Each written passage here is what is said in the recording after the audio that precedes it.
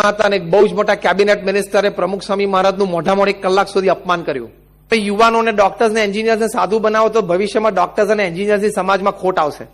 એટલે જેટલા છે એટલા તો નોકરી આપ. પેલા 15% ડોક્ટર ને એન્જિનિયર બિચારા એમને નોકરી વગરના ફરે છે.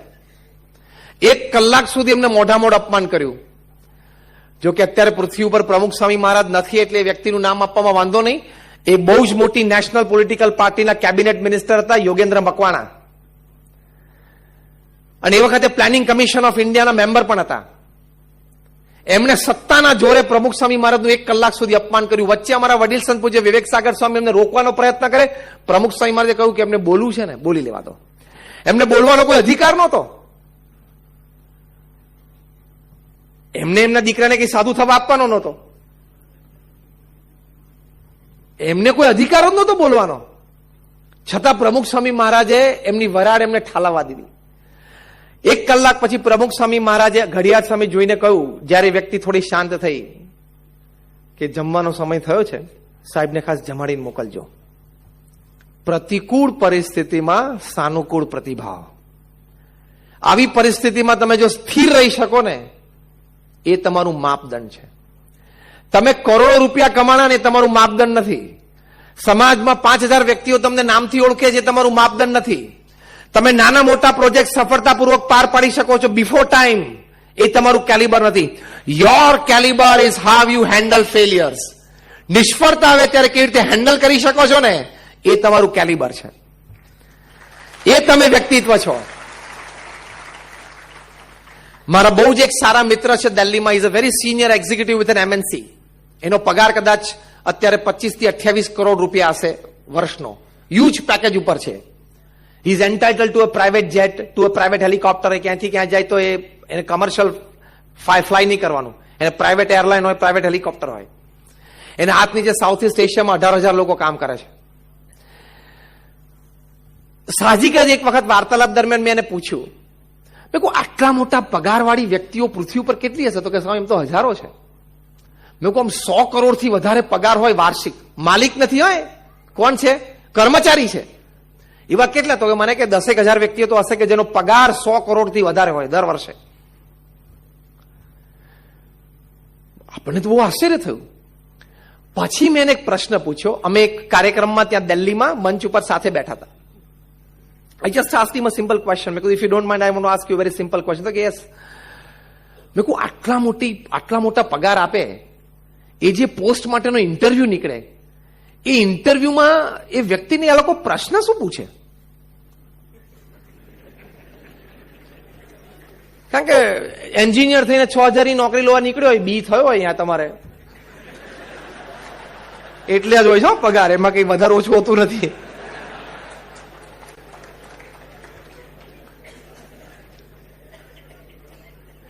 હું 10 યુવકો જે MBA થયેલા છે એને ઓળખું છું, કે જે 8-10 હજાર રૂપિયાની જોબ કરે છે. તમારે એમ નહીં કે આઈ બી એન્જિનિયર અને MBA, સો આઈ ટેકનો મેનેજમેન્ટ ડિગ્રી, એ તમે IIT અને IIM માંથી થયા હોય તો કામ નહીં. બાકી તો પ્રાઇવેટ કોલેજ બધી કેટલી છે. હમણાં 10 દિવસ પહેલા તમે ન્યૂઝપેપરમાં વાંચ્યું હશે કે ગુજરાત રાજ્યમાં 40% એન્જિનિયરિંગ સીટ્સ અત્યારે ખાલી છે. એ તમે પાસનું સર્ટિફિકેટ લઈને જશો ને તો તમને એન્જિનિયરિંગમાં એડમિશન મળશે. કારણ કે 40% ખાલી એટલે બિચારાને ભરવી તો ખરી ને પ્રાઇવેટ કોલેજોને, જે ટ્યુશનની ફી આવી એ. એટલે હવે એની કિંમત ઓછી થઈ ગઈ. તો આપણે વાત કરતા હતા કે મેં એને પૂછ્યું, અને તરત બીજો પ્રશ્ન પૂછ્યો. મેં કીધું એકચ્યુઅલી એનો ઇન્ટરવ્યુ લેવા માટે જે વ્યક્તિ બેઠી હોય એ કોણ હોય? આજે જે પોસ્ટ ઉપર 150 કરોડનો પગાર ચાલુ થવાનો હોય, એ વ્યક્તિઓ કેવી હોય, એને પૂછવામાં શું આવે, અને એને પૂછનાર વ્યક્તિઓ કોણ હોય? એટલે મને કે સ્વામી પહેલો હું સહેલો ઉત્તર આપી દઉં તમારા ત્રીજા પ્રશ્નનો, કે એને પૂછનાર વ્યક્તિ તો ઓફકોર્સ કંપનીના માલિકો હોય, ડિરેક્ટર્સ હોય, સ્ટેક હોલ્ડર્સ કોઈ હોય, બોર્ડ ઓફ ડિરેક્ટર્સ હોય. ફાઇન. મેં કહ્યું વોટ આર ધે આસ્ક્ડ? એ લોકોને પૂછે શું? તો કે એ લોકોને એક જ પ્રશ્ન પૂછે. મને વધારે આશ્ચર્ય લાગ્યું. મેં કહ્યું શું એને પૂછે?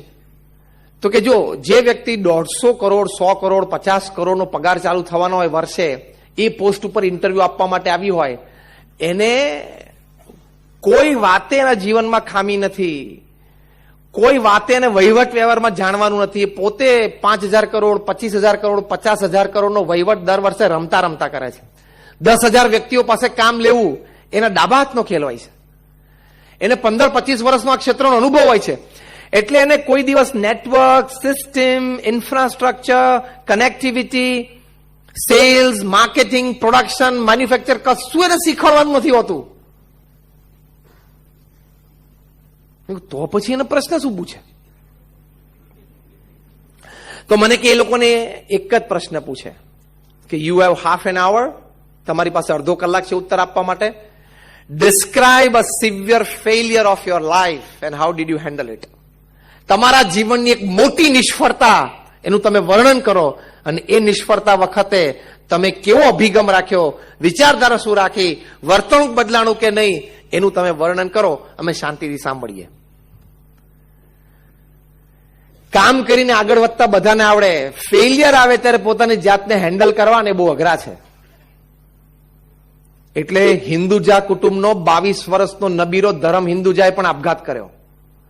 ટુ હેન્ડલ ફેલિયર એ તમે ના કરી શકો તો અસ્તિત્વનો આનંદ બધો જતો રહે. કારણ કે ફેલિયર, સેટબેક તો દરેકના જીવનમાં આવે છે. આઘાત આવે, નિષ્ફળતા આવે, પ્રશ્નો આવે તો જીવનનો એક ક્રમ છે. એ વખતે હેન્ડલ કરવું જ પડે. તમારે કોઈ દિવસ તમારી જાત ઉપર ગુસ્સે નહીં થવાનું કે પરિસ્થિતિને વાંક નહીં દેવાનું. કેમ આમ થયું? થયું. નહોતું થવું જોઈતું તો ક્યાં થયું? તો ક્યાં હવે શું કરીશ બોલ? નહોતું થવું જોઈતું પણ થયું, તો હવે તારે શું કરવું બોલ? વરસાદ તો પડવાનો, તારે પલળવું ના હોય. બહાર જતી વખતે તો છત્રીને રેઇનકોટ તારે રાખવાનો. વરસાદ તો બંધ નહીં થાય, એ સિદ્ધાંત છે. તો how this people handle failure. પ્રમુખ સ્વામી મહારાજના જીવમાં સંકલ્પ હતો કે મારે લંડનમાં એમના ગુરુ યોગીજી મહારાજના સંકલ્પ અનુસાર ભવ્ય શિખરબદ્ધ મંદિર, ભારતીય સંસ્કૃતિનું એક જબરદસ્ત સ્મારક પ્રદર્શનો સાથે ઉભું કરવું છે. એની માટે લંડનમાં હેરો વિસ્તારમાં આપણી સંસ્થાએ મોટી જમીન લીધી અને ત્યાં મંદિર બાંધકામ માટેનો પ્રોજેક્ટ ફ્લોટ કર્યો. આજુબાજુના રેસિડેન્સે બધા કેસ કર્યો કે અહીંયા આ લોકો રાત્રે 12 વાગ્યા સુધી ઢોલ મંજીરા અને નગારા વગાડશે, અમારી પ્રાઇવેસી અને અમારું પીસ બંને ડિસ્ટર્બ થશે. એટલે કોર્ટમાં કેસ ચાલ્યો અને ત્યાં અમેરિકા અને યુરોપિયન કન્ટ્રીઝમાં લીગલ પ્રોસિડિંગ્સમાં એક જુદું એક એલિમેન્ટ છે જે આપણે અહીંયા નથી. એને સિગ્નેચર કેમ્પેન કે તમારો આ વિસ્તાર છે એમાં એક પ્રશ્ન ઉભો થયો અને બંને પાર્ટી તરફથી જોરદાર રજૂઆત થતી હોય તો એક એલિમેન્ટ ઉમેરાય કે તમે બંને આજુબાજુના લોકોની સહીઓ લાવો કોણ તમારી તરફેણમાં છે. એટલે તમારે ઘરે ઘરે જઈને તમારો મુદ્દો સમજાવવો પડે. હવે એમાં સ્વાભાવિક છે, આપણે એ લોકોની ધરતી ઉપર હતા, એ લોકોની સંખ્યાબળ વધારે હતી એટલે એ લોકોએ સિગ્નેચર કેમ્પેઇનમાં આપણા કરતા વધારે સિગ્નેચર ઉભી કરી અને કોર્ટમાં રજૂ કરીને એના બેઝ ઉપર BAPSને કહેવામાં આવ્યું કે તમારે અહીંયા મંદિર બાંધી નહીં શકાય. કોર્ટનો ચુકાદો આવ્યો હતો. અમારા લંડનના ટ્રસ્ટીઝે પ્રમુખ સ્વામી મહારાજને ફોન કર્યો. તે વખતે પ્રમુખ સ્વામી મહારાજ વડોદરામાં હતા અને ફોનમાં એમને કહ્યું કે સ્વામી આપણે કેસ હારી ગયા અને આપણે મંદિર ત્યાં નહીં કરી શકીએ. Shocking news. એ વખતે અમારા વડીલ સંત પૂજ્ય વિવેક સાગર સ્વામી સામે ઉભા થયા, આ પ્રસંગના સાક્ષી. વિવેક સાગર સ્વામીએ કહ્યું કે પ્રમુખ સ્વામીના ચહેરા ઉપર એક લકીર ફરી નહીં. આવા શોકિંગ ન્યૂઝ આવ્યા ને, એક લકીર ફરી નહીં. અને પહેલું વાક્ય બોલ્યા, જેવી ભગવાનની ઈચ્છા. આ વાક્ય અસ્તિત્વનો આનંદ છે. બીજું વાક્ય પ્રમુખ સ્વામી મહારાજ બોલ્યા કે આપણે આપણો પ્રયત્ન કરી લીધો, હવે જે ભગવાનની ઈચ્છા એ પરિણામ આપણને માન્ય છે. અને ત્રીજું વાક્ય બોલ્યા કે આપણે નિર્ણય કર્યો છે કે ત્યાં મંદિર કરવું છે એટલે મંદિર તો કરવું જ છે, બીજી જમીન શોધવાનું ચાલુ કરી દો. દે ડોન્ટ ફોલ બેક. ફેલિયર કે સેટબેક તો આવ્યું પણ દે ડોન્ટ ફોલ બેક. પાછું નહીં પડવાનું, સ્વીકારી લેવાનું, કઠણ છાતી રાખીને પરિણામ સ્વીકારી લેવાનું, પણ સામે તરત પુરુષ પ્રયત્ન ચાલુ કરી દેવાનો. મહાપુરુષોની આ રીત છે.